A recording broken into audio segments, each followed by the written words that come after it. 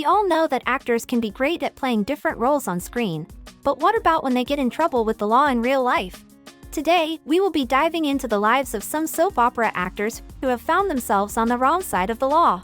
It just goes to show that the world of soap operas is not always as perfect as it seems on screen. Some have even paid the price for their crimes by serving time behind bars, while others still face unresolved legal issues. You don't want to miss out? Let's get into it right away. Hey everyone, welcome to TrendStreet. Number 1. Brenda Dickson. If you're a die-hard fan of The Young and Restless, then you'll definitely remember Brenda Dickson, who was a total sensation back in the day. This stunning actress was the original face behind the iconic character of Jill Abbott, and she certainly left a lasting impression on viewers everywhere. From Miss California to TV star, Brenda's rise to fame was non-stop until she had an encounter with the law that changed her whole life. Brenda was fired from the show in 1987 after she was blacklisted by legendary and late Hollywood producer William J. Bell. It was an $11 million lawsuit that left her broke and homeless with no work. And then she was married to lawyer Jan Weinberg from 1997 to 2006, until their messy divorce. In 2007, Brenda was arrested after refusing to follow the court's order to vacate the Hawaii apartment that she shared with her ex-husband, Weinberg. According to their divorce settlement, the judge ordered that she received no alimony, and the condo that they shared would be sold, and the profit would be divided between the two parties. As she was not having it, she was kept in prison in Hawaii until she chose to follow the judge's order. She served 3 months in jail and it left her penniless. She has claimed in her book, My True Hidden Hollywood Story, that the late producer Bell hired mafia cartel judges and attorneys to ruin her life, and also talked about how the divorce was unfair and completely outrageous.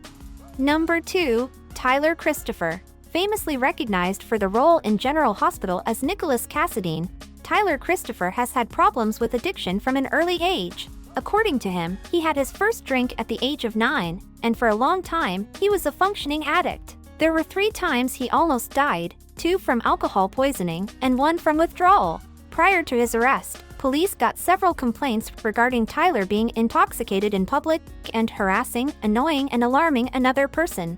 On November 11th of 2019, the police arrested him after the Uber driver, who had driven him home, complained that he had passed out in the back of his car and urinated himself with 2 bourbons in his pockets. He was arrested for public intoxication and was in jail for 3 days. The court fined him $440 and 16 days in jail, but his jail time was suspended after Tyler agreed to pay the fine within 5 days, which was November 20th. Since then, he has been working on himself. In 2022, on State of Mind, Tyler opened up about how he took things for granted and threw away all the things that he loved, referring to his departure from the daytime drama series due to his addiction to alcohol. He is also writing a book on his life story, which could help others who are suffering from addiction and bipolar disorder just like him. Number 3. Jessica Morris. Jessica Morris is best known for her role in Days of Our Lives and several Lifetime movies like Sorority Sisters, Killer Mom, and many more.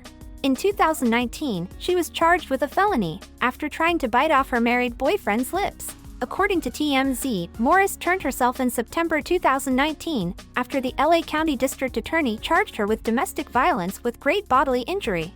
Turns out, in May, Morris got into a heated argument with actor Rib Hillis over their relationship issues, as Rib was married to professional dancer Elena Granenko at the time.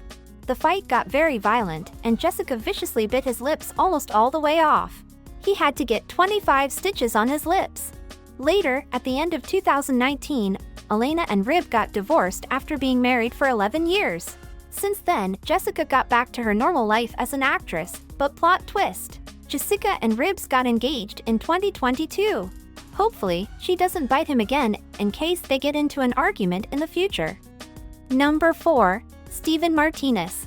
The former heartthrob actor Steven Martinez is usually recognized for his famous role as mobster Tony Santos in Guiding Light. Besides being an actor, he is a singer/songwriter and an athlete too. But turns out he is also known to be a scammer. In 2019, Martinez was accused by multiple women of using them for loans that he never paid back. According to the RFT story, Martinez spent years courting and exploiting women that he met through online dating. They gave him tens of thousands of loans but never got it back. He would date women and ask them for money, but that's not all. He even scammed $15,000 out of a pool repairman. Turns out, in 2018, a St. Louis woman got a restraining order on him after he allegedly locked her in a garage, threw golf clubs at her, and even started a $46,000 line of credit in her name without her knowing. With all these accusations, he still continued to release songs. As far as we know, no legal actions have been taken against him for the scamming, except for the St. Louis woman case. It seems like Martinez is unbothered by it. He has never given a statement about it, and looks like he is burying the past and releasing more songs. Number 5. Michael Muhney. Lastly, the situation with Michael Muhney is not yet clear as the water, as there is still a lot going on. Michael Muhney, who originally played the role of Adam Newman on The Young and the Restless, was fired from the show in 2013 after serious allegations were made against him by his co-star. Michael's co-star Hunter King, who played Summer Newman at the time, complained to the CBS higher officials that he had groped her breasts 2 times, which were both unsolicited. According to Radar Online, Hunter took her sexual harassment complaint to the higher officials of CBS and demanded Michael be fired, or else she would file a police report against him. After her allegations of sexual harassment by Michael, it was revealed that she wasn't the only one having problems with Michael. Eric Braeden, who plays Victor on the show, had many run-ins with Michael and were always at each other's throats. According to Radar Online, they always fought and were on each other's professionalism, as Muhney always took his role seriously, memorizing all the lines, whereas Eric was always laid back and would often ad-lib, which drove Michael crazy. CBS even told Hunter to file a police report if she thinks a crime has been committed, but she still hasn't. Both the actors have not talked about those allegations, except for a tweet from Muhney which said, "Benjamin Franklin said it best, believe none of what you hear and half of what you see." That quote doesn't only apply to what is being said about me, it also applies to others. Please be kind to everyone, #respect. But in 2017, on the Peloton Brief podcast, Michael said the incident never happened and it was not the reason he was fired. He believes it was his ego that kicked him out. He also found out the real source of the allegations through a private investigator, and it was a blogger from Florida who started the rumor. While he claimed that he would never do that to his co-star and was always professional on set, many fans don't believe him. Fans thought he should have defended himself against the allegation, instead of being all quiet and looking guilty when it happened. In 2020, he also tweeted, "And TMZ owes me the biggest apology ever. Back then they told my lawyers they could never be sued by anybody for anything as long as they used the words allegedly. Shame on you TMZ, you are disgusting trash, scum, where's my apology? TMZ owes both of us an apology for dragging our good names through the mud, victims of a made-up story that sprang from the bowels of the internet. We were both victimized by the baseless clickbait article. She never made those claims, period. Leave us alone," he wrote in another tweet. After all, Hunter hasn't denied the allegations either, so this issue is yet to be solved. What do you guys think? Do you think Michael is innocent, or is there more? Let us know in the comments below. Thank you for checking this video out. Don't forget to hit that like button and subscribe to our channel for new videos every day. Turn that bell notification on if you want to hear from us, and comment down below if you've subscribed, and we'll make sure to reply and thank as many of you as we possibly can.